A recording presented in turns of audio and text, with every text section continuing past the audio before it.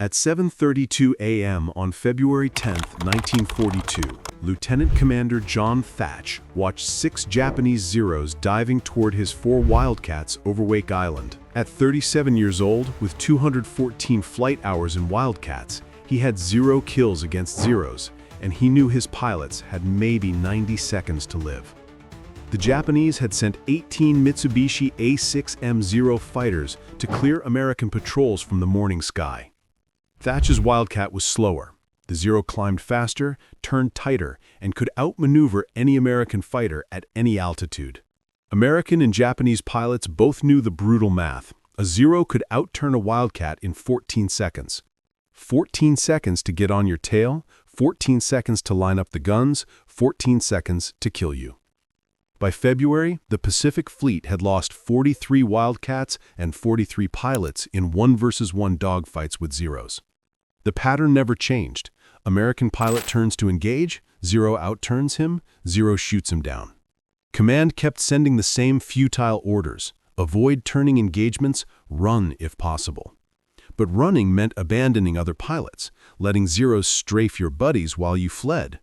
Thach commanded Fighting Squadron 3, 4 men who trusted him to keep them alive, but he had no answer for the Zero's superior performance. He had no answer except watching good men die. 3 days earlier, Thach had sat in his quarters staring at a pack of wooden matches his wife had sent. He'd been thinking about the Zero problem for weeks. How do you beat an enemy who can outturn you? How do you survive when the enemy is faster, more agile, and flown by pilots with 2 years of combat experience? He picked up 2 matches, held them parallel, then moved them in opposite directions, weaving them past each other. The matches crossed, crossed again, never separated, always supporting each other. And something clicked in his brain. What if 2 Wildcats didn't fight independently? What if they flew as a pair, weaving back and forth? If a Zero got on one Wildcat's tail, that Wildcat would turn toward his wingman, and the wingman would turn toward him. They would cross paths, and the Zero chasing the first Wildcat would fly directly into the second Wildcat's guns. It was insane. It violated every fighter doctrine in the U.S. Navy manual. Fighters fought alone.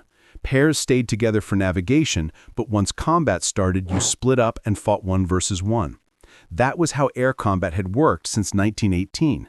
But Thach couldn't stop seeing those matches weaving together, couldn't stop thinking about 43 dead pilots. That night, he called his wingman, Lieutenant Edward O'Hare, into his quarters. He showed him the matches and explained the weave.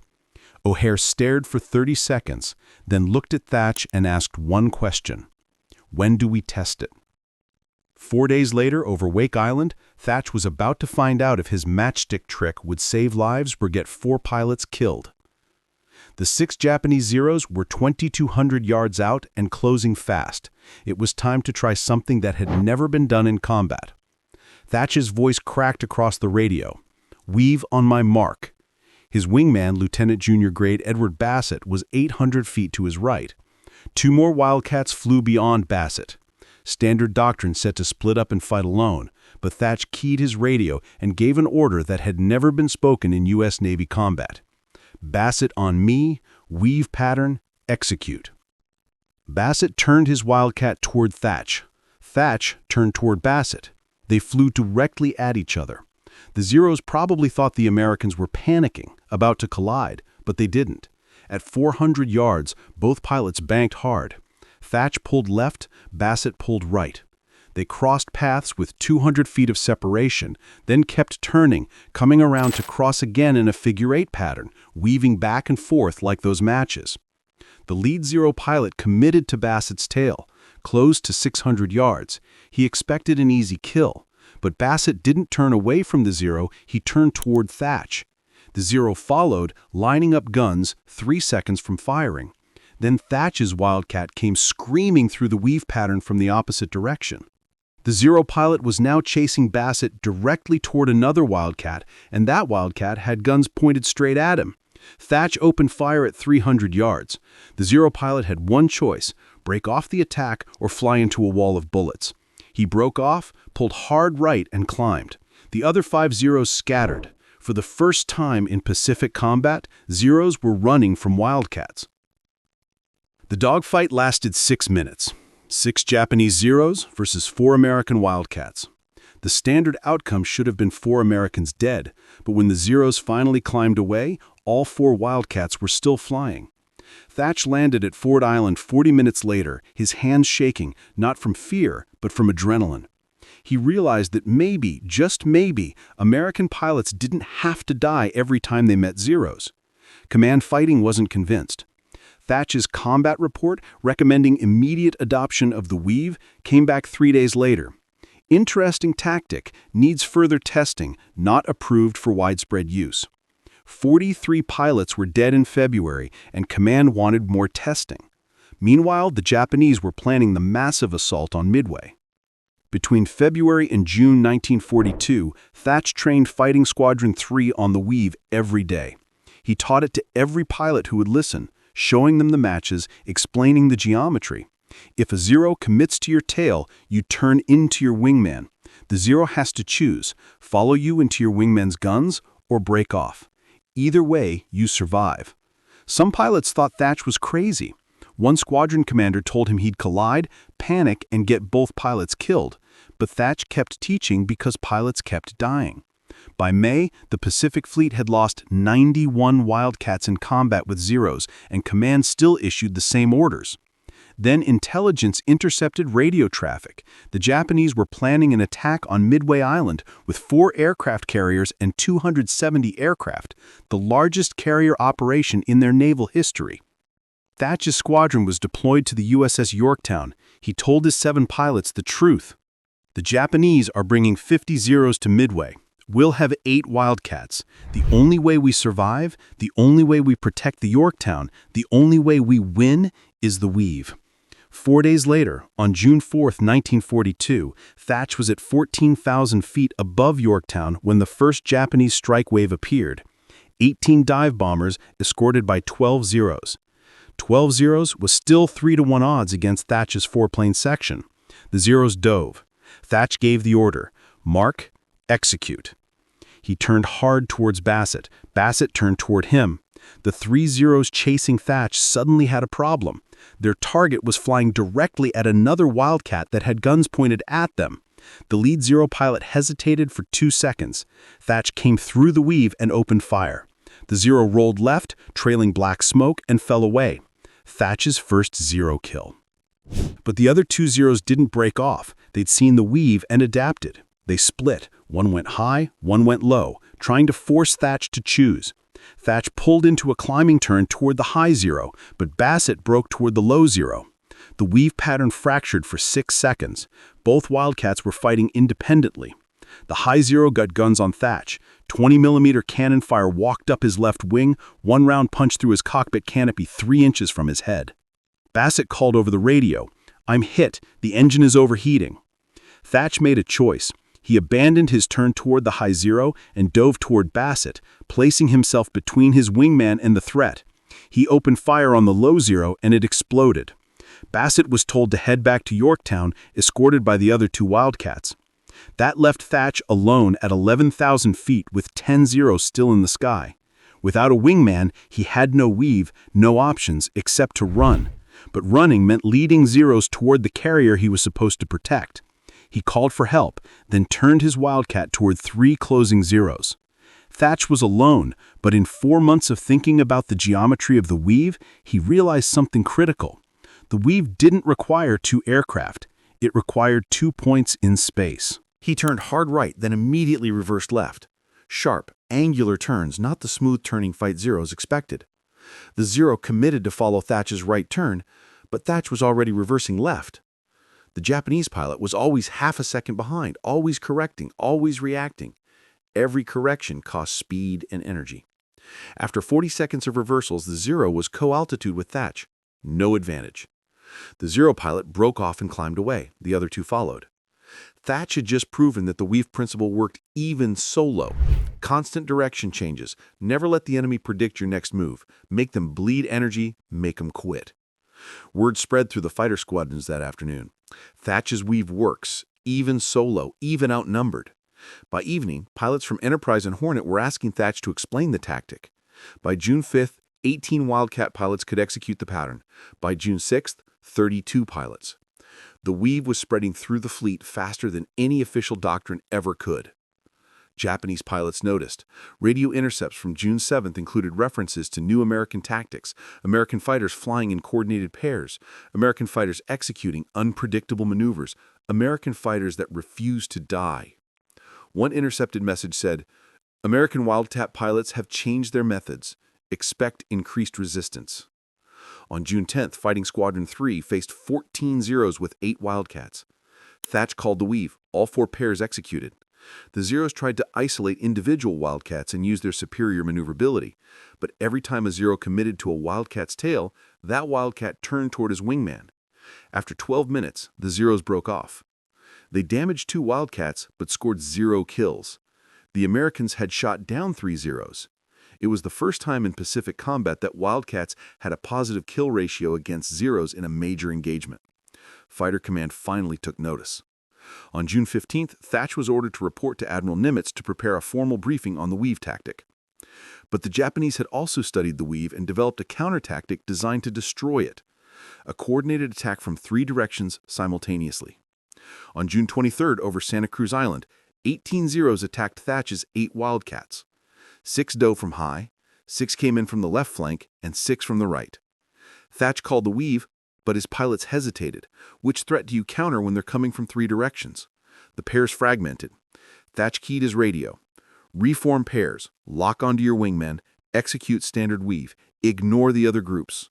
His pilots heard him, found their wingmen, and locked in. The high Zeros dove. Bassett turned toward his wingman. The Zeros followed and flew into the wingman's guns. 2 Zeros exploded. The other 2 groups tried next, but the Weave held. After 8 minutes, the Japanese had lost 5 Zeros. The Americans had lost 0 Wildcats. The coordinated attack had failed. The Japanese had adapted, but the Weave held against their adapted tactics too. Thach's report reached Admiral Nimitz, who forwarded it to Admiral King, Commander-in-Chief of the U.S. Fleet. King read the kill ratios in survival statistics: 0 American losses, 5 Japanese losses, 8 Wildcats versus 18 Zeros. On June 29th, Admiral King issued Fleet Order 411942. All fighter squadrons in the Pacific Fleet would immediately adopt the Thach Weave as standard combat doctrine. The matchstick trick was now official U.S. Navy tactics. On July 7th, over Guadalcanal, 32 Zeros attacked 12 Wildcats from 6 different squadrons. 4 pilots knew the Weave, 8 did not. The 4 paired up and executed the pattern. The 8 who didn't fought independently in traditional 1 versus 1 dogfighting. 22 minutes later, 6 Wildcats were shot down. All 6 were pilots who fought independently. The 4 pilots using the Weave survived without damage and claimed 7-0 kills between them. Admiral Halsey immediately issued orders. Every fighter pilot in the South Pacific would learn the Thach Weave within 2 weeks, no exceptions. Thach flew to Guadalcanal and spent 3 weeks teaching the Weave to every squadron on the island. By August 1st, 96 Wildcat pilots could execute the Weave. By September 1st, 214 pilots. The tactic spread from the Pacific to the Atlantic, from carriers to land bases, and was adapted for P-38 Lightnings and P-40 Warhawks. The results were immediate and dramatic. In June 1942, before the Weave became doctrine, American fighters had a kill-to-loss ratio of 0.4 to 1. For every 10 American fighters lost, Americans shot down 4 Zeros. By October 1942, after widespread Weave adoption, the ratio was 2.1 to 1. Americans were shooting down 2 Zeros for every Wildcat lost. The Japanese hated it, warning their comrades, "Do not commit to tail chase. Do not follow American fighters into their wingman's guns. Disengage if Americans execute coordination tactics." The Zero was still faster and more maneuverable, but the Weave made it almost impossible to get guns on target. By January 1943, the Weave was standard doctrine across all U.S. fighter squadrons. The Army Air Force adopted it, the Marine Corps adopted it, and British Royal Navy pilots started learning it. The tactic that started with 2 matches on a desk in San Diego had become the foundation of Allied fighter doctrine.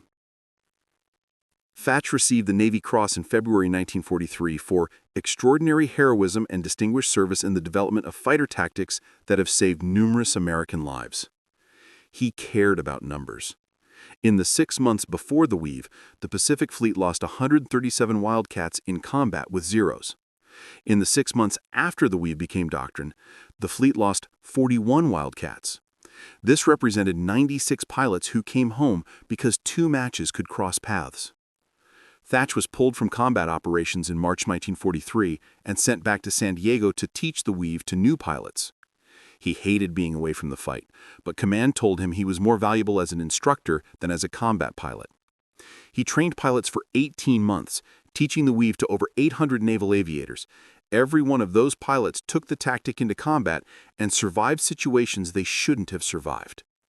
The war ended in August 1945.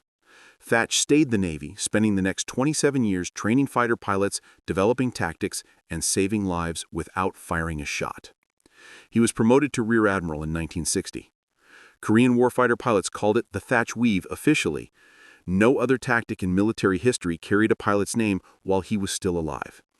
During Vietnam, F-4 Phantom pilots adapted it for supersonic speeds, calling it the Fluid 4 formation. The principle was the same. The Weave worked at 600 miles per hour the same way it worked at 300. Thach retired from the Navy in 1973 as a 4-star admiral. He lived quietly, rarely talking about the war. When reporters asked about the Weave, he always said the same thing. It wasn't genius, it was desperation. I just wanted my boys to come home. Over 2,000 American pilots survived the war because they knew how to weave. The Navy named a building after him in 1981, Thatched Hall at Naval Air Station Pensacola. Every naval aviator who earns their wings walks past a bronze plaque with 3 words: innovate, adapt, survive. John Thach died on April 15, 2001 at 86. His funeral at Arlington National Cemetery drew over 300 naval aviators, men who'd flown Wildcats, Phantoms, and Hornets, all alive because one commander thought about matchsticks. Today, the Thach Weave is still taught at every fighter pilot school in the United States military, with modern versions adapted for stealth fighters. The principle never changed: 2 aircraft protecting each other, turning toward each other, crossing paths, surviving together. The National Naval Aviation Museum in Pensacola has Thach's original pack of matches preserved in the glass case next to a model F-4 Fight Wildcat. The label says, Lieutenant Commander John Thach used these matches to develop the tactical innovation that saved over 2,000 American pilots during World War II.